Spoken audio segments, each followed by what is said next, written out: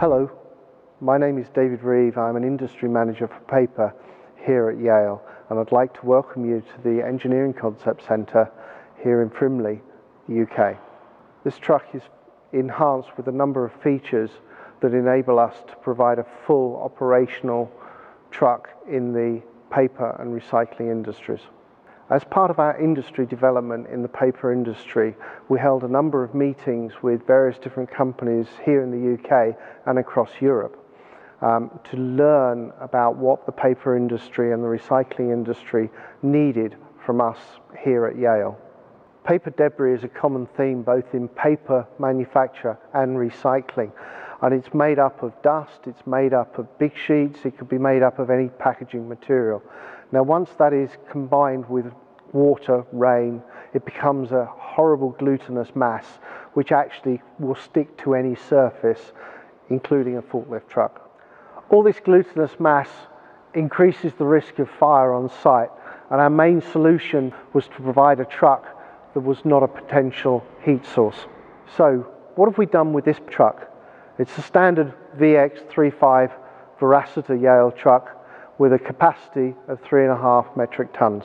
So I want to guide you through these features on this particular truck. Here at the front end, we've got a standard Bolzoni Aramo bale clamp, capacity 3 tons. Going backwards on the truck, we actually have a rubber cover mount over the front drive axle. This is again to provide debris protection. We also have a dampener on the mast, hydraulic dampener, which allows us to run this truck on very uneven ground with a full load. Low air intakes to protect paper getting into the truck. We also have air intake system linked to the full air filtration. This is to provide fresh air to the engine away from as much dirt and dust as we can possibly do. You can see the high air intake coming down the frame into the tube, into the filtration box, which then feeds the engine. You do not want the engine to be starved of air. It has to be clean air. This is where the turbo of the engine is, and it's probably the hottest part of the engine. This is a insulated cover to protect any ingress of the paper. We have a number of lights on here. We've got front and back pedestrian awareness lights. As you can see, the red light projects a line longitudinally along the length of the truck. This provides a visual awareness for any pedestrian in the vicinity.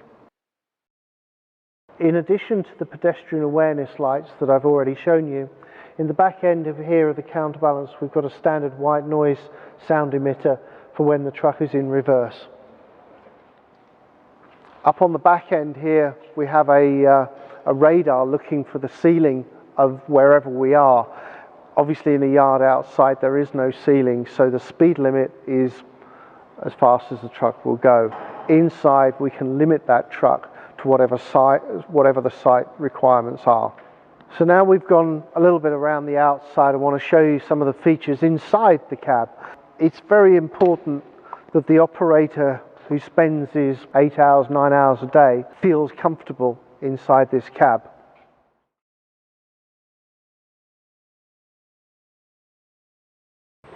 So now we're sitting in the cab, and as you can see it's a pretty comfortable environment. We've got a fully adjustable seat, both for rake and fore and aft.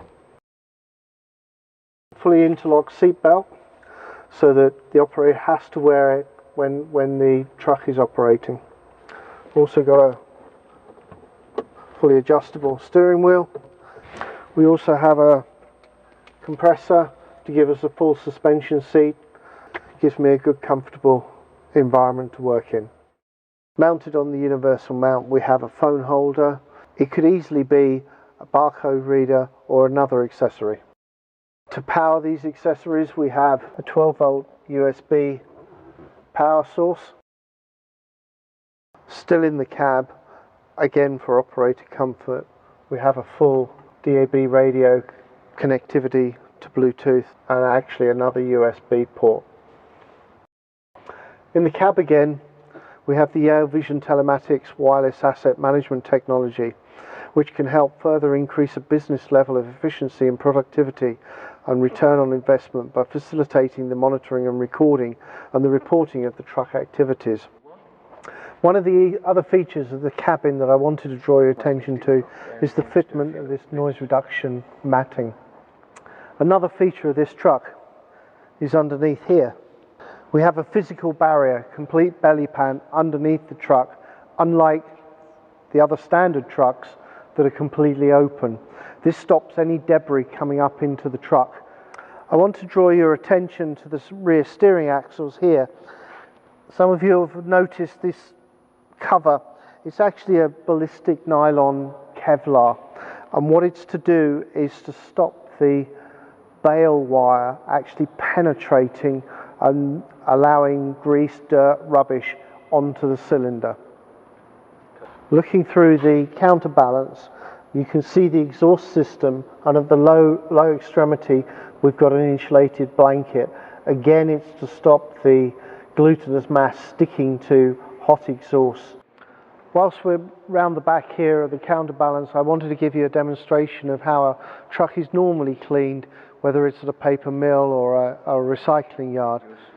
So now I've got the airline in the counterbalance, which is how a normal operator would clean it, and obviously, as you can see, the chances of damaging the radiator are quite high. On the setup here we have a standard radiator, and I want to demonstrate how we would normally clean the radiator on a truck to overcome the overheating issues. Again, I'm at the counterbalance end. I have an airline, and I'm going to blow the air this way against the engine. In normal circumstances, that's the way you clean the radiator, and it will blow off all the air very nicely. However, because you can't see the radiator from the counterbalance, you don't know how far to push the airline. And what sometimes happens is that you hit the radiator, which actually damages the fins. You can see them. So now we've done the setup on the bench, I'd like to show it to you on the actual truck. The engine's running. I'm going to throw some paper in. This is what happens in normal life.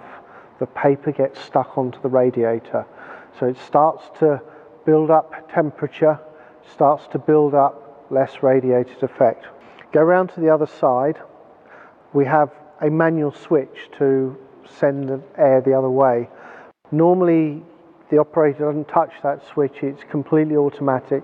Every 20 minutes the fan will perform this function. So when I press this switch, the angle of the vanes of the fan will actually change to give the effect of airflow from blowing onto the radiator to actually blowing 180 degrees the other way. So by understanding the needs of the customer, not only have we ended up with a self-cleaning truck, but we've ended up with an array of solutions that will give the paper and the recycling industry peace of mind.